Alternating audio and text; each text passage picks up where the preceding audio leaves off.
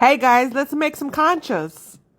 We're going to use some flour, some whole milk, yeast, sugar, butter, 3 eggs, and vanilla extract. We're going to get about a cup of milk, whole milk with some yeast, warm it up, put it in there for about 15 minutes. Also going to get some butter. I used a stick and a half. I went ahead and put it in the microwave for about 30 seconds, mix it up really well. And then you're going to go ahead and start with your flour, sift it away, mix in some sugar, about a cup of sugar in there with 4 cups of flour. You're going to go ahead and put your eggs in there, your your milk and yeast mixture, vanilla, and go ahead and mix it up. No, you don't need a mixture for this or anything like that. So don't go buy a KitchenAid just to go make some conchas. You can use a wooden spoon in a bowl. Go ahead and once all the ingredients are incorporated, you're going to go ahead and mix in your butter. You're going to flour a surface and start kneading that dough. You're going to knead that dough for about 3 to 4 minutes. Go ahead and butter up your bowl. Put it in there, cover it up really well. I usually just place my bowl in the oven with a kitchen towel over it. Let it sit there about 3 to 4 hours. It should double up in size. And then I go ahead and separate my balls. I weigh them for anywhere between 3.5 to 4 ounces. And then you just use a motion of like pull and tuck. And then that usually just forms your little bolitas there.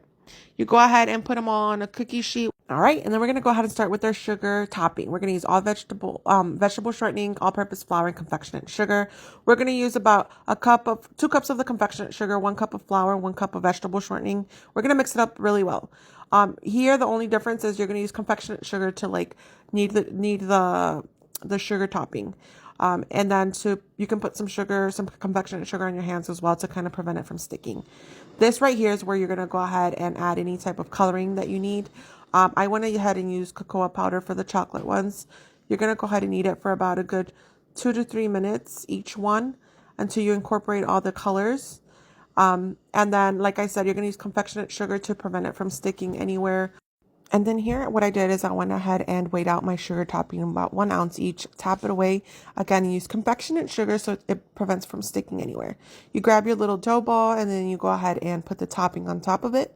Any extra sugar topping that you might have, just go ahead and either cut it off or tuck it in. You're going to go ahead and repeat this process to all the conchas, and then you're going to go ahead and get either like the concha cutter or a knife and just go ahead and just cut the slits in there. You're going to repeat this process to all of them. You're going to let them sit for about 30 to 40 minutes and then place them in the oven at 325, and this is exactly how they should look. I hope you guys enjoy this recipe, and I hope you guys try it, and I hope your conchas come out as delicious as mine did.